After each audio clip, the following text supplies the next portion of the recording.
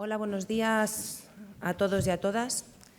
Muchas gracias por venir a pasar esta mañana de miércoles con nosotros, con Provivienda, y a descubrir todas las cosas todos los resultados que nos ha arrojado el informe que hemos titulado Una casa como refugio. Disculpad el retraso, hemos querido dar un poquito de margen por si había personas que todavía no habían llegado, porque teníamos más personas inscritas, se irán incorporando a lo largo de la mañana.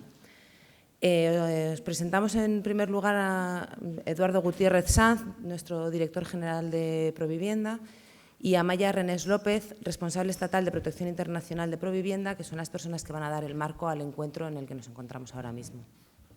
Bueno, pues buenos días a todas las personas que habéis venido hoy a la presentación de este estudio de la Casa como Refugio. Quería empezar también agradeciendo al Ministerio de Trabajo, Migraciones y Seguridad Social pues por la colaboración en este informe. Y simplemente voy a contar muy brevemente por qué nos hemos puesto a hacerlo. Provivienda llevamos desde el año 89 trabajando por el derecho a la vivienda, pero en especial por el derecho a la vivienda de las personas más vulnerables. Y sobre todo analizando también cómo estos vaivenes que tenemos en política de vivienda transforman la vida de las personas con las que trabajamos, y las personas que se ven afectadas por este sistema de provisión residencial tan deficiente que tenemos. Les transforma la vida, digamos, y les cambia a peor. No en vano, hace poco el informe de FOESA decía que la vivienda es el principal ahora mismo factor de exclusión. Entonces estamos un poco a caballo entre hablar de integración de personas solicitantes de protección internacional y hablar también de procesos, no sé si de inclusión, pero por lo menos no de procesos de exclusión. Y aquí la palabra inclusión residencial cobra bastante fuerza, ¿no? Nosotros nos metimos como Provivienda en el año 2016 a desarrollar programas de protección internacional, primero porque nos empezaron a preguntar muchas entidades cómo podíamos gestionar esto del paso a la segunda fase, cuando nosotros no sabíamos muy bien qué era esto de la segunda fase, ni entendíamos muchas cosas que luego se ven reflejadas en el informe, como cómo las inmobiliarias entienden, cómo otros agentes entienden. Bueno, pues nosotros cuando nos llegaban algunas situaciones, algunas derivaciones, no entendíamos nada del sistema de acogida. Para las personas que estáis gestionando o que estamos desarrollando estos programas, pues los tenemos muy habituados, pero cuando tratas de explicar muchos de los componentes del sistema de acogida, la primera fase, esta parte de la segunda fase, el por qué tiene unas ayudas, la tarjeta blanca, la tarjeta roja, este tipo de cosas son absolutamente, suenan como, ¿qué me estás contando, no? Pues eso nos pasó un poquito y por otro lado pues decidimos empezar a plantearnos el desarrollo entrar en el sistema de acogida, también pensando que teníamos cosas que aportar. Por un lado, nosotros tenemos un modelo que apuesta por la integración a través de la vivienda, no tanto a través de centros, y también porque tenemos figuras profesionales de apoyo en la búsqueda de vivienda con mucha experiencia en procesos muy parecidos a los del proceso de integración del sistema de acogida. Así que nos metimos en esta aventura, primero para entender un poco toda esta parte de las fases y ver un poco qué es lo que podíamos aportar, pero también para poder reflexionar desde la acción, para poder intentar aportar soluciones conociendo bien desde dentro cuál es la situación. Y eso es un poco de lo que va este informe. Primero analizar o hacer un trabajo de análisis de cuáles son las principales barreras, pero también cuáles son los elementos facilitadores dentro del proceso de integración, y identificarlos y, digamos, que sistematizarlos, ¿no? Por otra parte, dentro de la estrategia de la entidad habíamos empezado llevamos ya un par de años dándole mucha fuerza o dándole más fuerza a proyectos de investigación. El año pasado hicimos uno sobre salud y vivienda. De hecho, este año sacamos otro informe en diciembre al que os invitamos también a venir. Y quisimos, digamos, alinear estas dos patas, el que estábamos gestionando programas del sistema de protección con esta apuesta por la investigación, para pensar, bueno, pues vamos a reflexionar desde la acción, vamos a pensar cuáles son los factores de inclusión, cuáles son los factores de exclusión, y partiendo de la base de que esta es una respuesta que tenemos que dar como sociedad. Así que la parte de investigación tiene una mirada también a un punto de vista de incidencia política, de incidencia social, encaminada a aportar soluciones. Y de eso va un poco el debate de hoy, o la presentación de hoy y el debate posterior, ¿no? Claro, aquí estamos intentando meter dentro de este informe algunas conclusiones y recomendaciones que tocan dos patas. Por un lado, las que tienen que ver con el sistema de acogida, pero luego las que tienen que ver con la política de vivienda. Estamos ahora mismo en una, bueno, iba a decir que estamos en una crisis de asequibilidad y de accesibilidad, aunque yo no sé si, que nos afecta creo que a casi todas las personas que estamos aquí, pero no sé si hablar ahora mismo de crisis es la palabra adecuada, teniendo en cuenta que realmente crisis de accesibilidad ha habido siempre y no sé cuál es el término que sería más adecuado. Igual Pedro Piqueras podría hacerlo mejor que yo para definirlo, ¿no? Pero por otro lado también pensando que quizá es un momento en el que también puede ser de utilidad esta reflexión.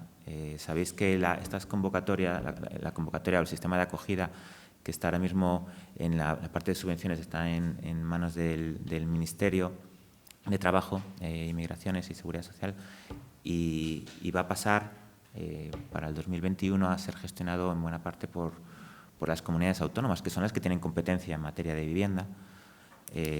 Bueno, lo de las competencias es ¿no? Las 5 palabras clave que escuchan en todas las partes, que es, esta no es mi competencia. Entonces, esa es un poco, se diluye también esta parte de las competencias en tema de vivienda, pero en todo caso nos parecía que era también un momento interesante para hacer propuestas, porque es también desde el ámbito regional y local, desde donde se puede aportar la cercanía y el contexto que se necesita, y vamos a verlo después en algunas cosas del informe.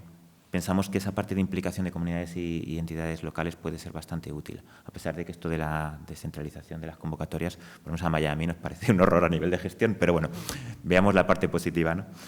Y luego, primero porque nosotros apostamos como entidad desde el enfoque de la colaboración entre lo público y lo privado sin ánimo de lucro, pero quizá aquí también habría que hablar de la colaboración público-público y de la colaboración entre los distintos sistemas, ya no solo estatal, comunidades autónomas y ámbito local, sino también entre el ámbito de servicios sociales, empleo, salud, integración y en este caso la parte que nos toca especialmente, que es la que tiene que ver con vivienda, ¿no? Al final estamos hablando de poder adaptar o pensar que es un buen momento para también adaptar las políticas regionales y locales, allá donde las haya, que no en todas partes se puede hablar que haya políticas de vivienda, para hacer frente a las situaciones de vulnerabilidad residencial de las personas solicitantes de protección internacional y también de las personas que salen del sistema, que es uno de los grandes problemas a los que nos enfrentamos y uno de los grandes retos, ¿no?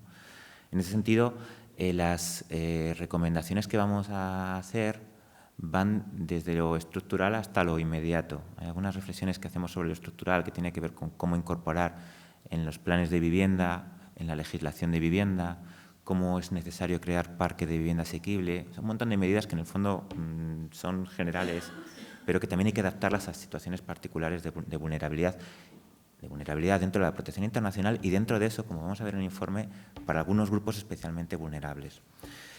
Hay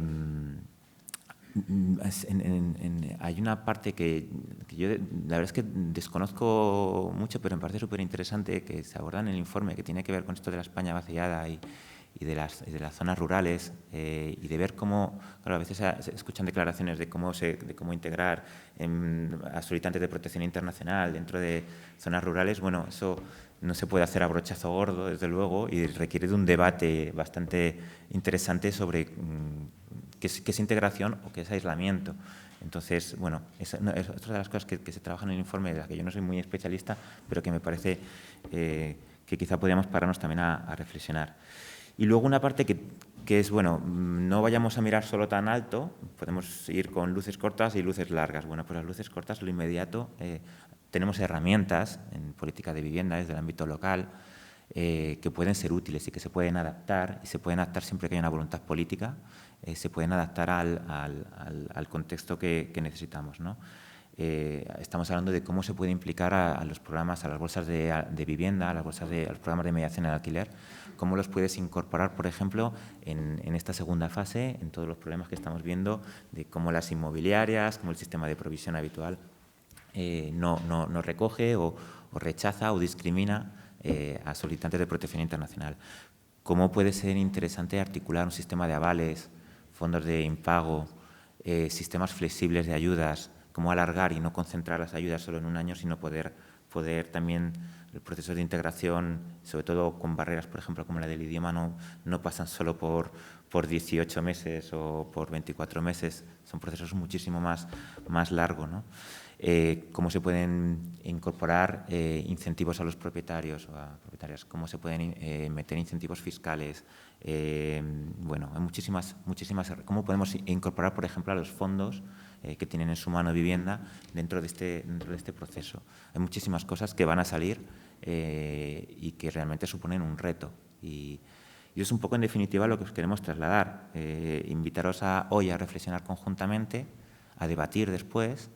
Y también aquí hay muchas entidades, hay gente de lo público, de lo privado, cómo también poder incidir política socialmente, cómo poder generar también posición y cómo poner la vivienda dentro de uno de los papeles centrales de la integración de los solicitantes de protección internacional. Pues nada, muchas gracias y espero que sea interesante la jornada.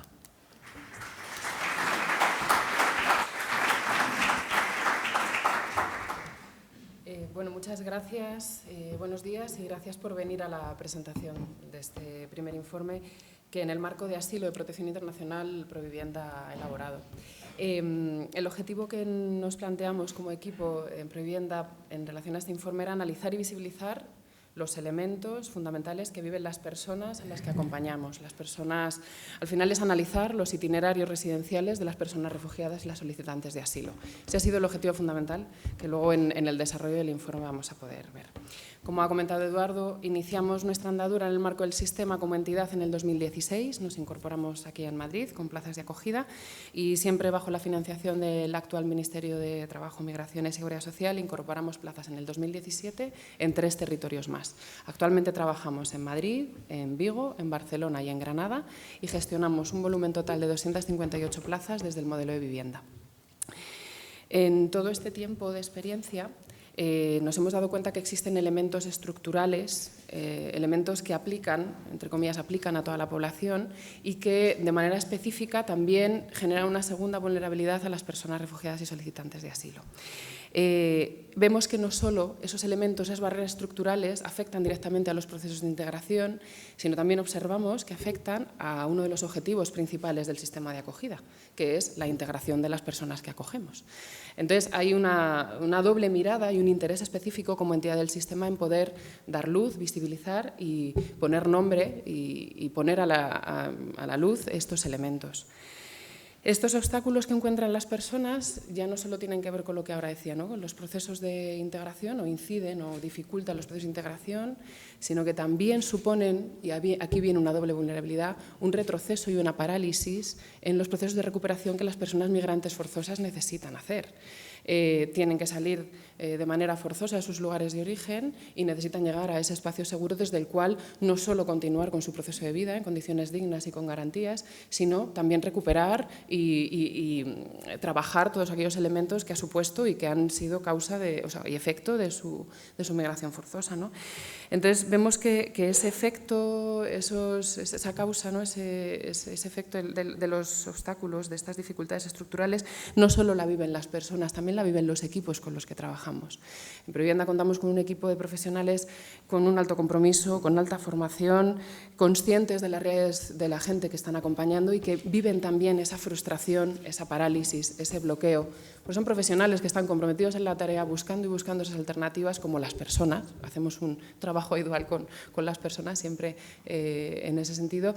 Esa parálisis, ese bloqueo también lo viven los equipos. Hay una consecuencia aquí también en este punto de cara a los equipos profesionales que trabajan en el marco de lo social. Como decía, nos comprometimos con identificar y nombrar. Identificar y nombrar desde una necesidad de poner de manifiesto y dar a luz de manera sistemática y profesional, esos elementos y esas barreras estructurales, obstáculos que estamos identificando. También, conociendo y poniendo luz a esas barreras, a esos obstáculos, podíamos extractar elementos desde los cuales acercar la realidad de las personas refugiadas a la sociedad general.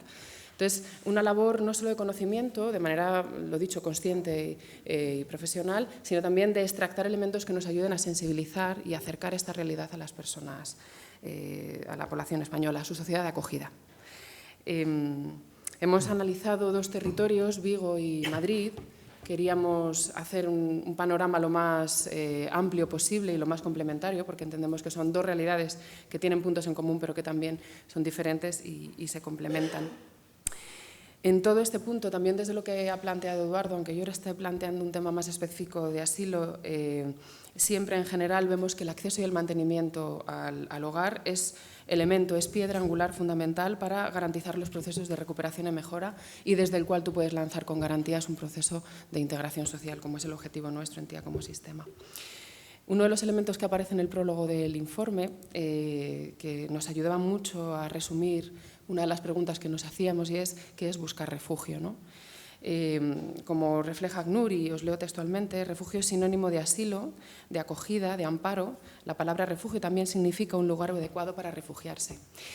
Para nosotras desde Provivienda ese espacio seguro es una vivienda, un espacio seguro donde tú puedas ser, donde tú puedas vivir, un espacio seguro para ti, para tu familia, un lugar donde se respeten tus señas fundamentales de identidad y puedan cohabitar con las señas fundamentales de identidad del resto de personas con las que convives. En definitiva, un lugar donde puedan desarrollar su proyecto de vida con dignidad. Eso, como decimos, eso mismo lo vemos enmarcado y vemos que todos los elementos confluyen y tienen sentido solo cuando tienes la posibilidad de acceder a una vivienda adecuada, una vivienda digna.